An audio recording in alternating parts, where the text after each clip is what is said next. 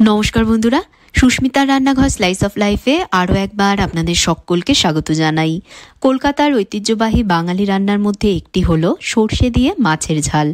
আজ আমি পমফ্রেট মাছের ঝাল তৈরি করে দেখাবো, যাতে শুধু সর্ষেই নয়, সঙ্গে থাকবে পোস্ত, সাদা তিল আর চারমগজেরও স্বাদ, যা এই রান্নার স্বাদকে অনেক গুণে বাড়িয়ে দেবে। এর জন্য আমি দুটো পমফ্রেট মাছ নিয়ে প্রথমে মাছে নুন হলুদ মাখিয়ে নিচ্ছি। অল্প করে নুন হলুদ এর মধ্যে দিয়ে মাছগুলোকে নুন হলুদ মাখিয়ে নিয়ে আমি 10 মিনিটের জন্য একটা সাইডে রেখে দেব। এবার একটা গ্রাইন্ডার জারে নিয়ে নেব 1 টেবিল চামচ সাদা তিল, 1 চামচ পোস্তদানা, 1 চামচ এর মধ্যে দিয়ে দেব চারমগজ, 1 চামচ দেব কালো সর্ষে আর 1 চামচ দেব সাদা সর্ষে।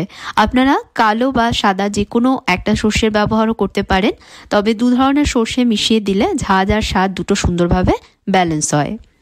এর মধ্যে আমি দুটো কাঁচা লঙ্কা আর অল্প নুন দিয়ে সব একসাথে এখন বেটে নেব।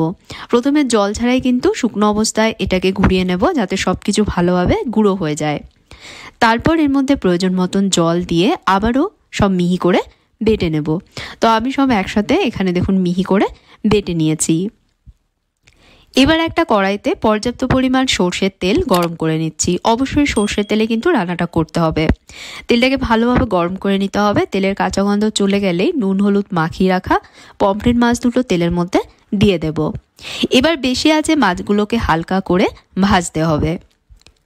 একটা সাইড ভাজা হয়ে গেলে মাছ উল্টে দিতে হবে। উল্টে দিয়ে মাছের অপর সাইডও একইভাবে ভেজে নিতে হবে। মাছের দুটো সাইডই ভাজা হয়ে গেলে মাছগুলোকে কড়াই থেকে তুলে নিতে হবে। মাছ ভেজে নেবার পর এবার এই বাকি তেলে দিয়ে দিতে হবে 1/2 চামচ কালো জিরে আর একটা কাঁচা লঙ্কা। লঙ্কাটা আমি 2 টুকরোয় ভেঙে দিয়েছি। এবার বেটে রাখা সর্ষে পোস্ত সাদা তিলের মিশ্রণটা তেলের মধ্যে দিয়ে দিচ্ছি। তেলের সাথে একটু মিশিয়ে নেব। মিশ্রণটা তেলের সাথে একটু মিশিয়ে নিয়েই দিয়ে দেবো এর মধ্যে 1/2 চামচ হলুদ গুঁড়ো আর 1/2 চামচ দিয়ে দেবো লঙ্কা গুঁড়ো। এবার মশলাগুলো সব একসাথে মিশিয়ে নিয়ে 1 মিনিট মতন ভাজবো। মশলার বাটি ধুয়ে আমি এর মধ্যে 1/2 কাপ মতন জল দিচ্ছি। জল দেবার পর আবারও ভালোভাবে সব একসাথে মিশিয়ে নিয়ে 1 মিনিটের জন্য মশলাটা কষিয়ে নিচ্ছি। 1 মিনিট মশলাটা কষিয়ে নেওয়া হয়ে গেলেই ভাজা মাছগুলো এর মধ্যে এবার দিয়ে দিচ্ছি। স্বাদের মধ্যে দিয়ে দিচ্ছি 4টে চেরা কাঁচা লঙ্কা। স্বাদ মতন আরেকটু নুন দেব। সর্ষে বাটাতেও যেহেতু নুন দেওয়া আছে, সেই বুঝে কিন্তু এখন এর মধ্যে নুন দিতে হবে। আরও একটু জল আমি এর মধ্যে দেবো, 1/4 কাপ মতন জল একটু দিয়ে দিচ্ছি। এবার কড়াইটা ঢেকে দেব। ঢেকে দিয়ে লো মিডিয়াম আঁচে 5 থেকে 7 মিনিটের জন্য ঝোল ফুটিয়ে নেব। 5-7 মিনিট ঢাকা দিয়ে ঝোল ফুটিয়ে নেবার পর এখন আমি মাছগুলোকে উল্টে দিচ্ছি। মাছগুলো উল্টে দেবার পর ওপর থেকে 1 মুঠো কুচনো ফ্রেশ ধনেপাতা কুচি ছড়িয়ে দিয়ে সব একটু মিশিয়ে দিয়ে আরও 1 মিনিট কম আঁচে কড়াইটা ঢাকা দিয়ে রাখছি।